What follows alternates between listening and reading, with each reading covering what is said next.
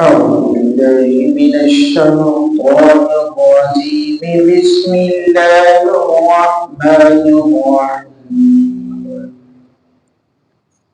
يا أيها الذين آمنوا خذوا حذركم فانفروا ثبات أو انفروا جميعا وإن منكم لمن ليبطئن فإن أصابتكم مصيبة قال قد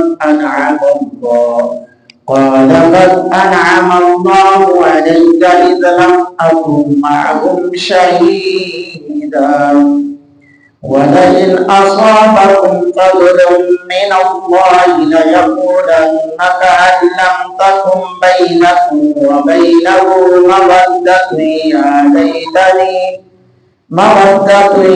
يا ليتني كنت معهم فأفوز فوزا عظيما. فليقاتل في سبيل الله الذين يشرون الحياة الدنيا بالآخرة ومن يقاتل في سبيل الله فيقتل أو يغلب فسوف نؤتيه أجرا عظيما.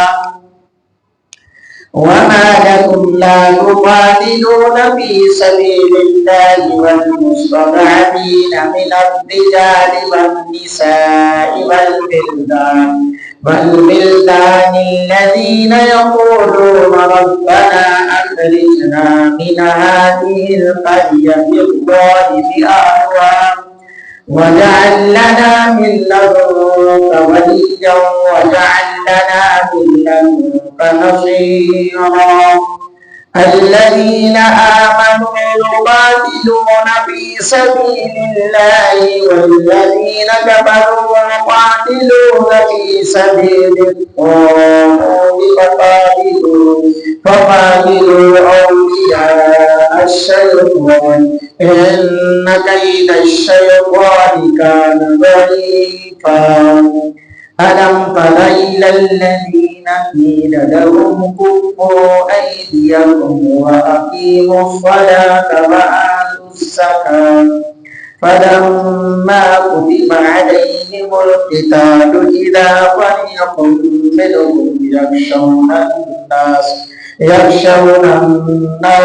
كخشية الله وأشد خشية وقالوا ربنا لم كتبت علينا القتال لولا أخرتنا إلى أجل قريب قل متاع الدنيا قليل والآخرة خير لمن اتقى ولا تظلمون فتيلا.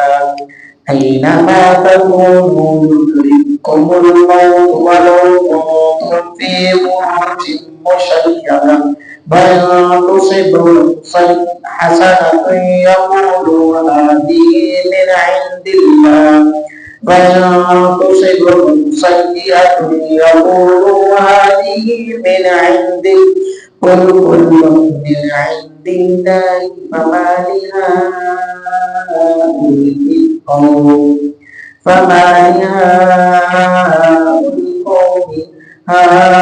هؤلاء القوم لا يكادون يفقهون حديثا. ما أصابك من حسنة فمن الله وما أصابك من سيئة فمن نفسك وأرسلناك للناس رسولا وكفى بالله شهيدا. من يطع الرسول فقد أطاع الله ومن تولى فما أرسلناك عليهم حفيظا. ويقولون طاعة فإذا برزوا من عندك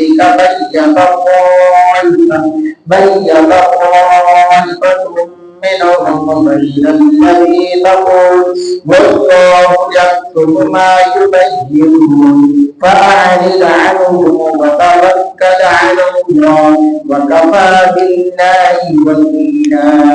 أفلا يتدبرون القرآن ولو كان من عند غير الله لوجدوا فيه اختلافا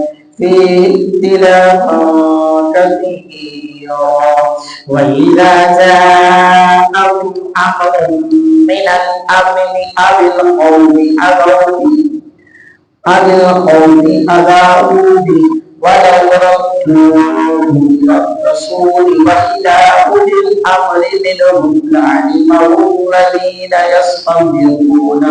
يستنبطونه منهم ولولا فضل الله عليكم ورحمته لاتبعتم الشيطان إلا قليلا فقاتل في سبيل الله لا تكلف إلا نفسك وحذر المؤمنين عسى الله أن يكف بأس الذين كفروا والله أشد بأسا وأشد توكيدا من يشفع شفاعة حسنة يكن له نصيب منها ومن يشفع شفاعة سيئة يكن له كفل منها وكان الله على كل شيء مقيتا وإذا حييتم بتحية فحيوا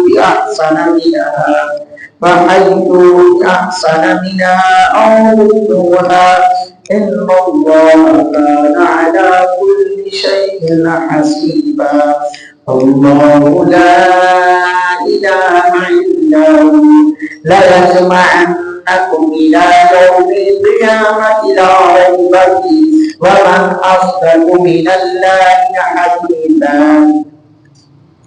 وما لكم بالمنافقين فئتين والله ولنصرهم بما كسبوا أتريدون أن تهدوا من أضل الله ومن يضلل الله فلن تجد له سبيلا ودوا لو تكفرون كما كفروا وتكونون سواء فلا تتخذوا منهم أولياء حتى يهاجروا في سبيل الله فإن تولوا فاقتلوهم حيث وجدتموهم ولا تتخذوا منهم وليا ولا نصيرا إلا الذين يصلون إلى قوم بينكم وبينهم ميثاق أو جاءوكم حسرت صدورهم أن يقاتلوكم أو يقاتلوا قومهم ولو شاء الله لسلطهم عليكم فلقاتلوكم فإن اعتزلوكم فلم يقاتلوكم فألقوا إليكم السلام فما جعل الله لكم عليه سبيلا ستجدون آخرين يريدون أن يأمنوكم ويأمنوا قومهم كلما ردوا إلى الفتنة أركسوا فيها فإن لم يعتزلوكم ويلقوا إليكم السلام ويكفوا أيديهم فاقتلوهم حيث ثقفتموهم وأولئكم جعلنا لكم عليهم سلطانا مبينا صدق الله العظيم. आपने 5वें पारे का नंबर 7, 8 और 9 समाप्त फरमाया। दुआएं अल्लाह कायनात मेरा पढ़ना आपका सुनना अपनी बारगाह अक़दस में कबूलियत का दर्जा अता फरमाए। मेरे लिए मेरी अहलियात अबवजात के लिए इस तिलावत कुरान को बख्शिश का सामान बनाए।